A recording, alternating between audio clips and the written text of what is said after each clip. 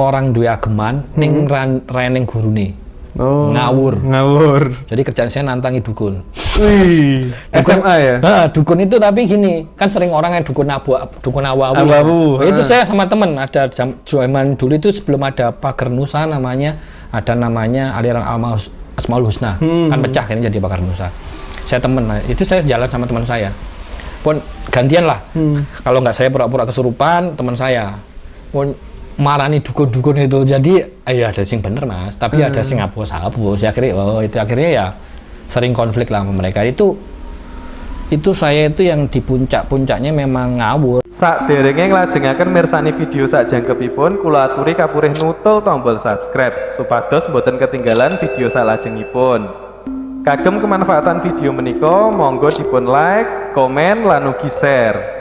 Mugi panjenengan sedaya pinaringan seger waras, bejo donya bejo akhirat, rahayu sagung dumadi. Saya itu pernah punya, saya anggap guru beliau ini. Saya punya guru, dia itu tukang sol sepatu. Tukang sol sepatu di daerah kota. Dia tinggalnya di Cilebut. Cilebut itu stasiun terakhir sebelum Bogor. Saya ngeliat orang itu aneh, akhirnya saya ngobrol tiap di kereta bareng. Akhirnya saya itu selalu nggak turun di stasiun Kalibata tempat saya, tapi sampai bablas sampai Cilebut ke rumahnya. Akhirnya setelah saya kenal, wih ini mas sakti ini ilmu agamanya, dia orang dari Ternate tidur di sana, tapi muslim, alhamdulillah muslim. Ternyata ibaratnya kalau saya boleh bicara mungkin orang yang kalau boleh mengatakan kayak waliullah tapi nyamar gitu.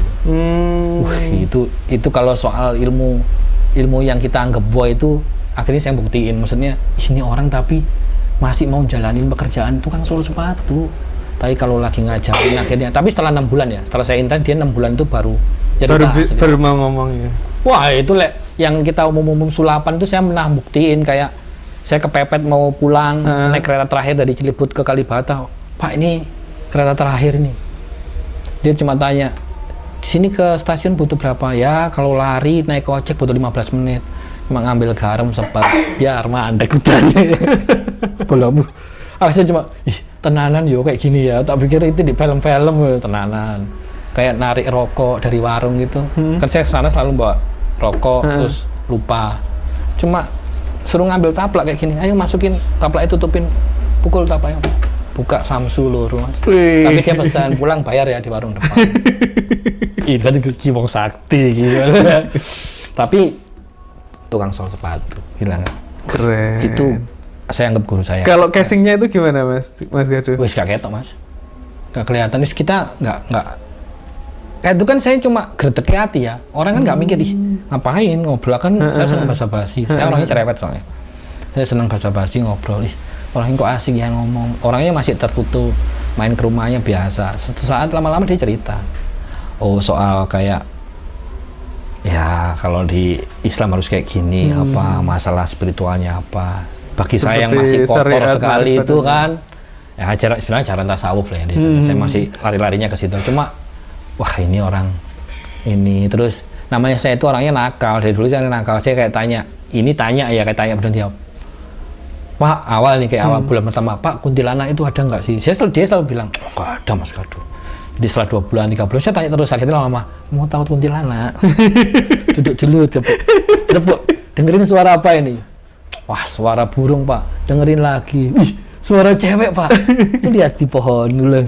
Ongkang sakti gitu. Jadi maksudnya, tapi itu buat dia sih nggak sembarangan diutarakan, cuma buat dia itu bahwa ini loh gaib itu ada. Masalah jangan melihat blegernya, cuma ya gaib itu ada. Kamu bersanding dengan semesta ini ya saling hormatin aja. Kalau dia nggak ganggu lah ngapain, biarin aja, terserah gitu aja. Jadi ngajarinnya seperti itu pelan-pelan. Saya ngeliatnya sih ini tukang sol sepatu tapi luar biasa. Bagi saya kalah sama mungkin orang-orang yang kelihatannya itu malah sama dia malah. Apalagi malah bukan babi ngepet tadi. Nah, apalagi babi ngepet ternyata zongan. Itu salah satu. Banyak lah saya ketemu orang-orang itu, ada orang ini macam-macam. Karena saya sering clearing silaturahim, saya banyaklah ketemu orang itu ya. Akhirnya kalau ditanya guru secara tidak langsung ya. Karena guru itu kan belajarnya masalah belajar kehidupan kan kita ke siapa aja. Iya. Banyak. Keluar negeri juga ada, ke China, China kalau saya seringnya itu Shanghai, Shenyang, Beijing, langganannya situ kan. Jadi ya ketemunya orang-orang di situ. Muslim China saya ketemu, masjidnya di mana. Ya ternyata asik kok, ternyata ketemu orang-orang kayak gitu. Keren. Mantap, mantap. Terus Mas Gado itu kan terkenal di dunia di dunia internet itu adalah seorang indigo, Mas Gado ya. Enggak. Jadi makanya saya mau tanya, enggak pokoknya. Mas Gado pernah ketemu dengan makhluk astral itu pertama kali di usia berapa, Mas Gado?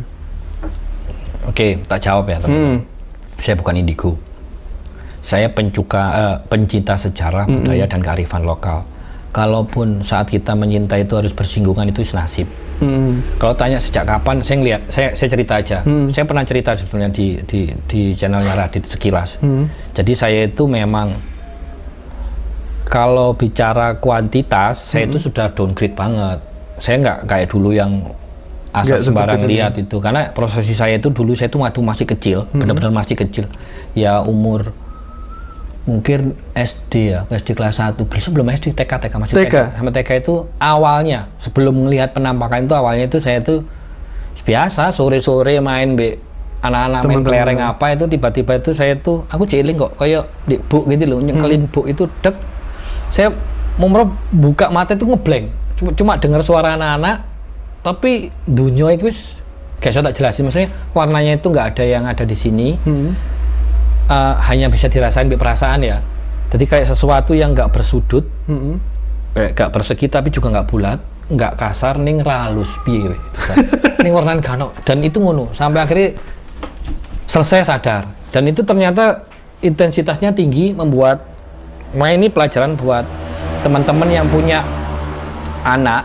Kalau mengalami seperti itu, jangan terus dicuekin, jangan terus dianggap wah kamu halusinasi, jangan. Anak kecilku kasihan psikologinya, saya ngerasain. Saya akhirnya punya ketakutan waktu itu karena sering tiba-tiba kayak pindah tempat gitu. Saya itu sampai kalau mentok takut, saya tuh waktu kecil itu jeduk-jedukin di lantai kepala, nyembah-nyembah, ampun aku kasihan lu anak kecil itu. Karena umur 7 tahun 8 tahun itu ya nggak seorang dewasa ini bisa merasakan wedi dan takut yang nyembah-nyembah lantai itu.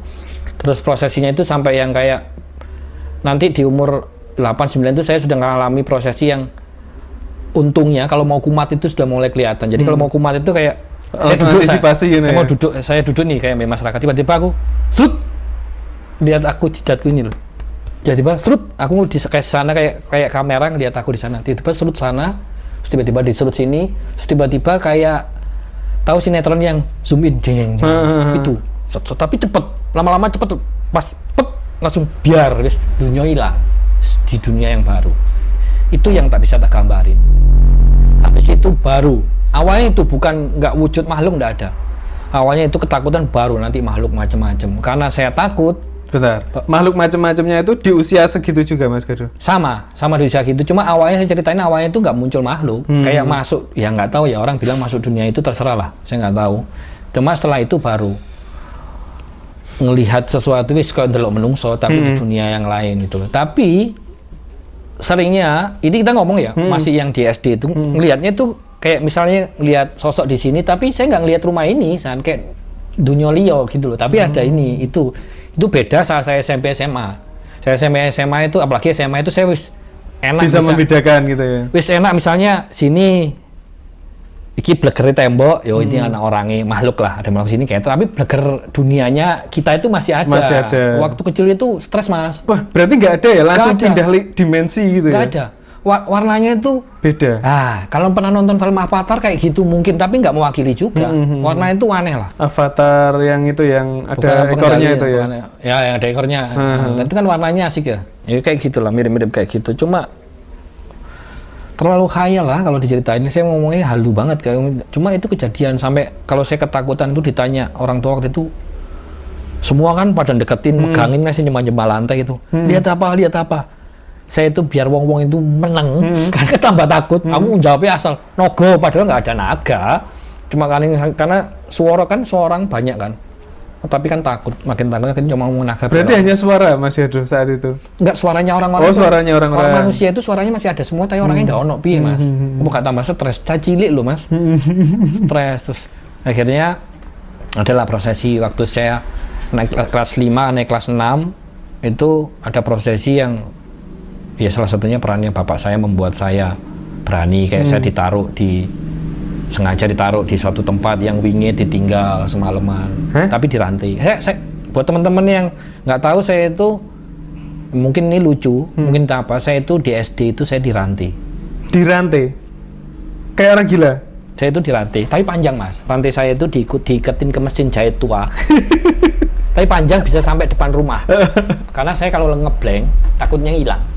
Karena waktu SD itu saya suka ngilang, senengannya turunin kuburan. Maksudnya bagi saya waktu itu secara itu di kuburan itu malah nggak ono macam-macam. Enak menurut maksudnya nggak yang tiba-tiba kumat itu jarang ada. Makanya sore pokok batu asar menjerapi maghrib itu saya di sana nyekel buku cina lele biasa Mas, kan kuburan ono sing apik to, ono sing tekel zaman dulu kan nggak sebagus sekarang, tapi kan ono sing tekel kotak-kotak itu tuh. Seneng, moco-moco, apa seneng, nyaman. Itu akhirnya saya dirantai. Itu saya sampai kelas 6 SD itu, kelas 5 atau kelas 6 lupa. Itu saudara-saudara tahu kalau saya itu dirantai loh. Bayangin, berarti. Dan kalau malam tidur kamar saya itu dikunci nggak boleh dikunci. Kamar nggak boleh dikunci, tapi rumah dikunci, diambil kuncinya. Karena saya sering kalau kumat itu kadang-kadang merem pun jalan. Aneh-aneh, macam-macam Pok. Kumatnya itu jenisnya macam-macam. Cuma yang sering jalan malam juga sering, terus nunjuk tempat apa, yo bener tempat itu apa, itu pernah kejadian apa, cuma kan yo nggak penting banget untuk anak kecil waktu itu. Akhirnya saya ada prosesi. Kalau ditanyain nomor itu? Pernah. Dia itu bapak saya. Bukan temannya bapak saya. Habis proses saya berani itu sebetulnya di kelas 1 SMP mungkin? Enggak, 6 SD. 6 SD.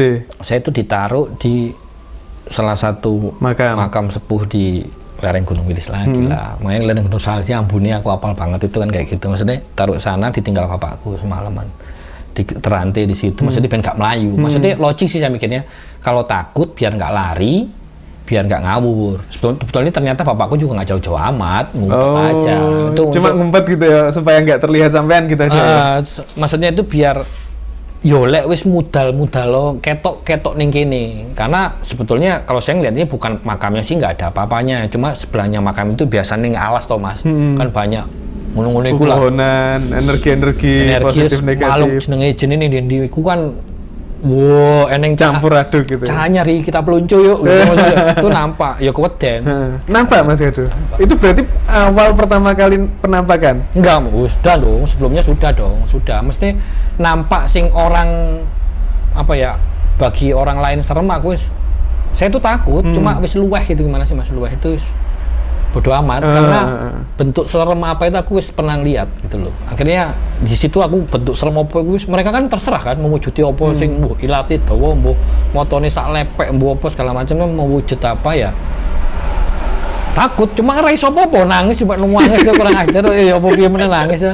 Itu layu gak iso. Akhirnya berani. Berapa bulan kemudian taruh situ lagi berani lah. Setelah beberapa kemudian itu temennya bapakku, masih musimnya togelnya waktu itu ini loh, Porkas sama TSSB. Sebelum SDSB Mas, sebelum SDSB itu ada Porkas sama TSSB. SDSB itu terakhir. Sebelum gak kena flash aku. Setelah itu kan SDSB tutup, sebelum SDSB Porkas itu ke sana.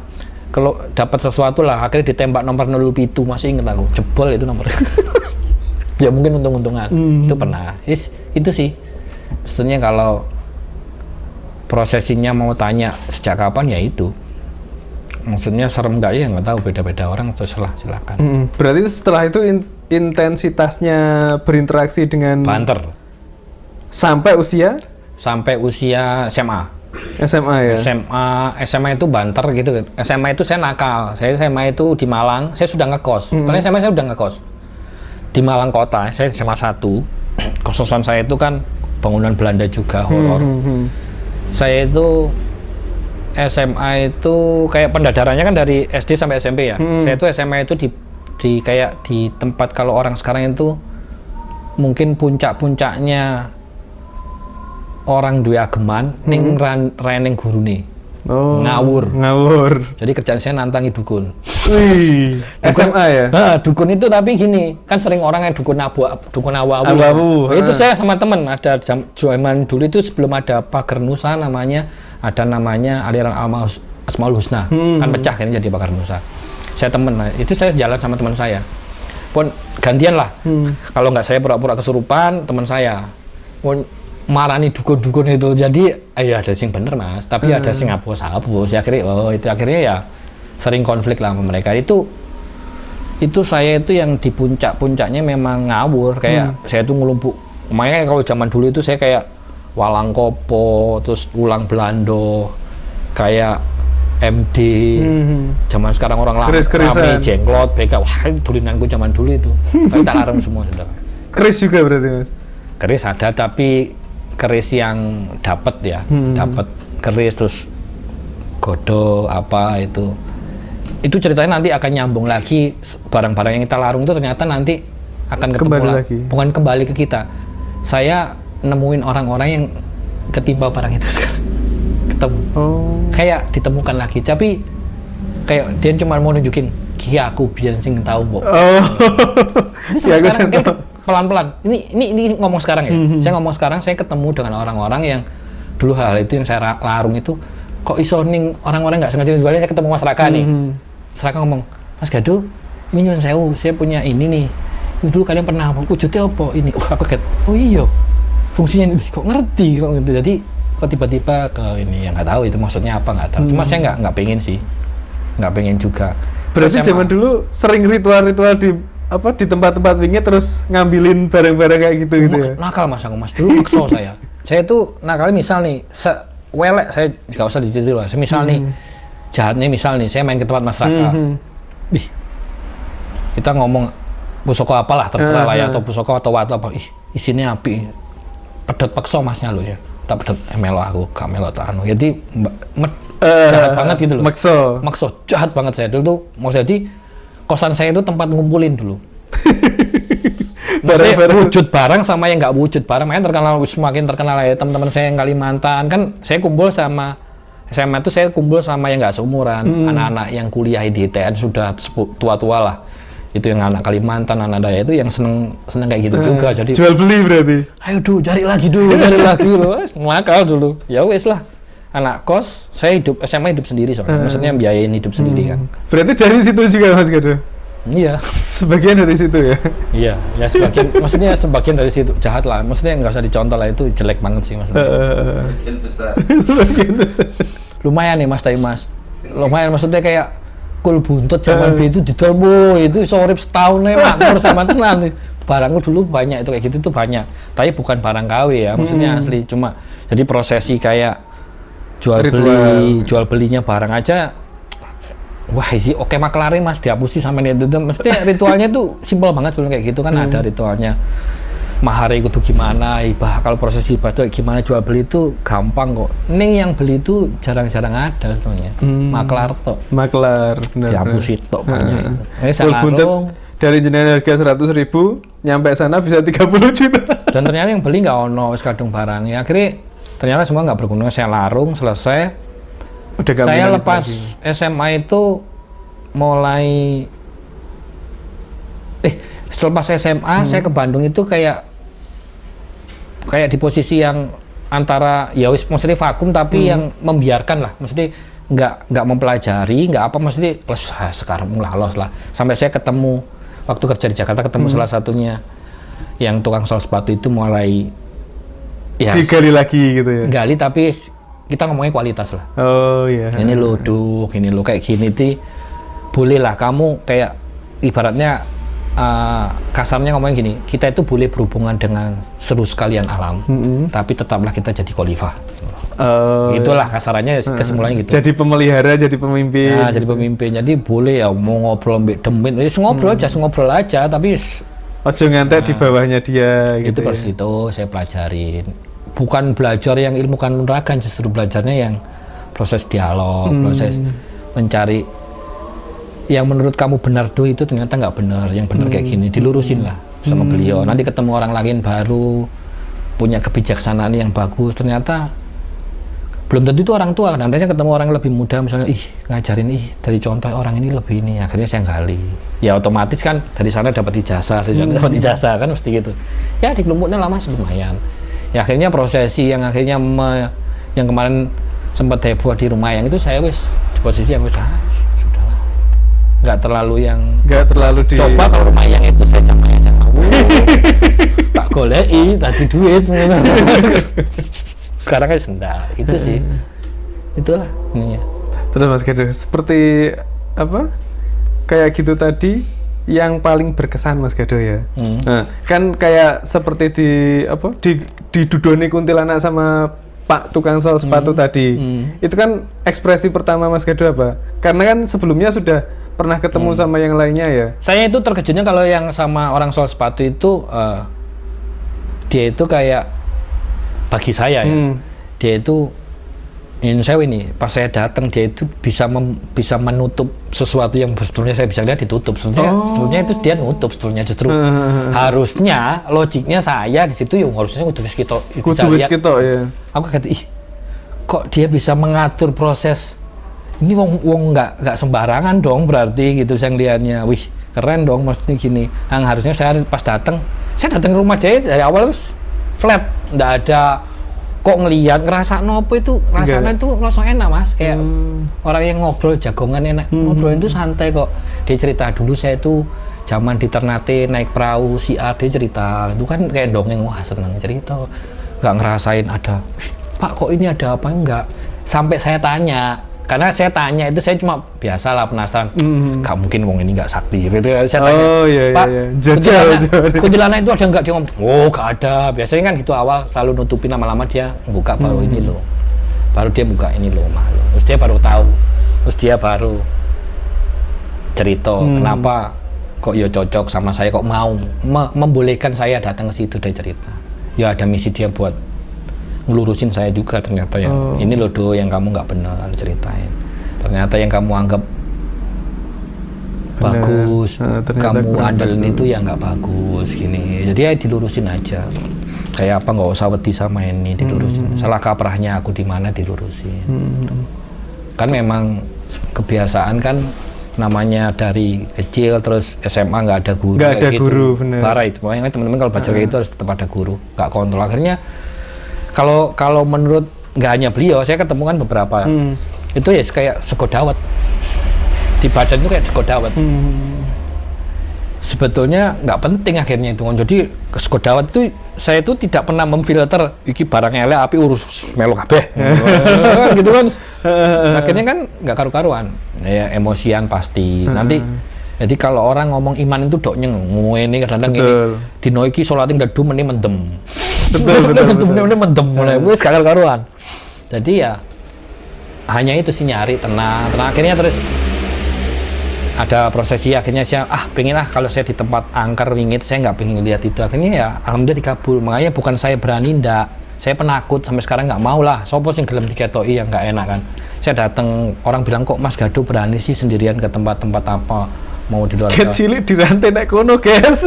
Bukan gitu juga ternyata nggak enak kayak gitu. Nggak enak itu kalau kita sudah umur kayak kita itu ke distract. Jadi namanya bayangin misal nih kita ngambil contoh seumuran saya sepi proyek kan duit bro. Terus karena kita gampang banget kan duit terus nak ucuk bos.